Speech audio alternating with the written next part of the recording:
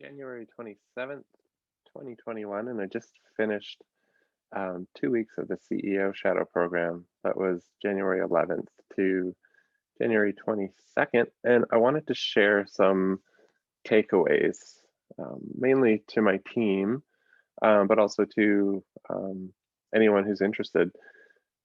So first off, one of the things I took away is that meetings are incredibly effective when driven by a written agenda. This is obviously in our handbook, but being in a lot of meetings with a lot of various context shifting really drove that home to me. It really helped keep things on task, seeing everybody do some pre-preparation to make sure that this meeting was going to be valuable, and also to ensure everybody had an opportunity to share their opinions, and that people who are really passionate about some things can stay on topic, or also recognize, oh, we've got a lot of stuff to get through. I'll pick up another thing at another point. And of course, all meeting participants collaborating on keeping notes in real time is just such a good artifact to go back to. Kind of an obvious one that's in our handbook. We all live and breathe this, but I don't know, it's just one of the things that as I went from meeting to meeting, it really was a consistent thing I kept thinking. So I'd love to see us as a team on the digital experience team continue to build this muscle. Another one of my takeaways is the executive team collaborates incredibly efficiently and makes decisions really quickly. I was fortunate enough, my first week was during the e-group offsite, so fly on the wall in some very fun activities and important topic matter for the business. And one of the things that I realized after some time thinking about like why that experience was so awesome to observe is the executive team is, they're in their positions for a reason. They've done this for a while, they've had success, they've learned, I'm going to assume they've probably done some things the wrong way, learn from them if they're anything like my career. And they're now at a point of experience where the level they're at, they're on par with their peers on the executive team. So getting to watch this group of people with that experience work together was awesome. So what I think we can do on our team is, obviously it's the only thing that gets you 10 years experience is 10 years, but that's not going to stop us from assuming positive intent, trusting one another, making decisions quickly, making sure they're small, committing to things, delivering, shipping, and then reassessing. Another thing is just the power of one-on-one docs. That one-on-one time, I think, is one of the most important and valuable, half an hour a week that you spend with your people leader. The amount of information that Sid covers with his direct reports in one-on-ones is amazing. And obviously that's due to the relationship.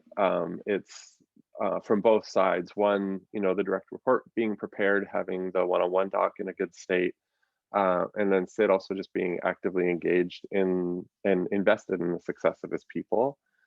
So for us on the digital experience team, I think everybody knows I love our one-on-ones. They're really important to me. I prioritize them.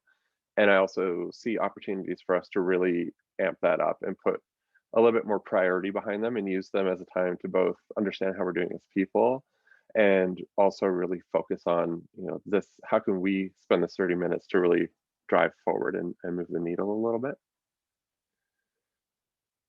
Point 4, I'm never going to complain about the amount of context shifting I have to do. The amount of context shifting Sid does in a day from between like 8 and 6 p.m. will make your head spin. I've never felt more tired, yet felt like I've done nothing at the same time. Just when you're in the meetings with Sid, you're never one side of the conversation. You're always tracking between both, so it is actually massive cognitive load. But yeah, compared to Sid's day, yes, I do have to context shift, and no, I'm not going to complain about it anymore because it's not even close. On Sid again, I just got to say, I observed him to be incredibly generous with his time, whether it was for GitLab matters, other engagements, leadership opportunities, mentorship opportunities. He was always present always incredibly engaged, no matter who he was talking to. And it was great to see a leader so interested in other people's success. I think, you know, that's probably a large reason why GitLab's been successful is, you know, people want to help good people. And if you care, other people care. Some of my other favorite moments of the CEO shadow were, I don't know, a term came into my head, digital limbo. So I was in digital limbo with Sid in those, you know, 3 to 2 minutes before a meeting, you know, since we do the speedy meetings. Um, you know, the meeting hadn't started, one had just ended, and you're just kind of in this non-state, but it was a nice moment to check in, you know, share some brief thoughts, or even just simply ask how each other was doing or what they thought of that last experience as a really some special moments. And again, yeah, I just want to, you know, reiterate, never felt so tired after 2 weeks. Never really felt like I did anything. Of course, I did some MRs, some CEO shadow improvements to the handbook, all of that stuff that's, you know, we do day to day at GitLab. But tracking those sides of the conversation, also not being in your regular schedule, it was good to disrupt and allow yourself to remember that you can get too comfortable, and to introduce change and be comfortable in that discomfort, because that's usually when a lot of growth is going to happen. So that was a meaningful takeaway. Having the CEO shadow partners is amazing. Not only getting to learn the ropes from someone, like there's no, I wouldn't say it's a learning curve, but you kind of just start and it's time to go, and you want to be a valuable contributor. So having someone to help guide you into that was awesome. And also just getting to know somebody that you don't typically work with was a really cool opportunity. You know, for me, both Tanya and Tracy, gonna have special relationships with both of you, just because of the connections that we formed over that week.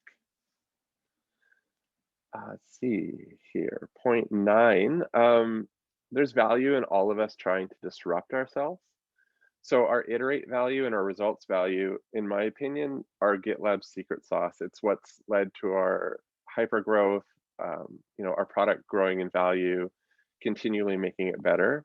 And I think as GitLab grows, it's easy to become comfortable and not as lean, and possibly not lean in as hard as we should. So I recognize that Sid knows this. He brought it up in a few connections with people, and I understand where he's coming from. You know, we can do a lot with lean teams as small as 1 to 2 people, and it's in line with what has brought GitLab so much success to date. So for our digital experience team, you know, we've got a lot to do. I would just say we can be happy being scrappy, being, it's not supposed to rhyme, it's embarrassing. But we can look for a partner or look for an opportunity on our own, scope it small, and just do it. We don't have to ask for permission. If we think it's better, it's probably better. And if it's not, it's small enough that we can understand the kernel of the idea or the opportunity, and then collectively, you know, with another person or two, move it forward to where it needs to be. So let's keep that hunger, that entrepreneurial spirit, that startup kind of approach. And finally, 10, I much better understand the slant towards async. I'd always kind of associate it with our results value, and Sid holds it more aligned with our inclusion value. And hearing his point of view on this really unlocked my understanding of the possibility that async brings, specifically to each member of GitLab. So async allows people to engage when it works for them, based on, you know, what their day looks like, what they're going through in their life. And it's also more efficient because the way we document, whether it's written or video, allows people to consume the points quickly when they're in the best frame of mind to engage, and at the best speed too. You know, a video can be consumed at 2 times and you get the information. So, you know, it kind of makes me think of some of the books you read where you're like, oh, that should have just been a blog post, or the classic, oh, this meeting should have been an email. Um, this async nature really lets us maximize the value, consolidate and condense the information that was shared, and consume it in a way that the individual takes as much from it as they need to, without having to sacrifice that huge period of time. So amazing experience, really enjoyed it, highly recommend it for anybody, and hopefully some of these, learnings and observations were of use.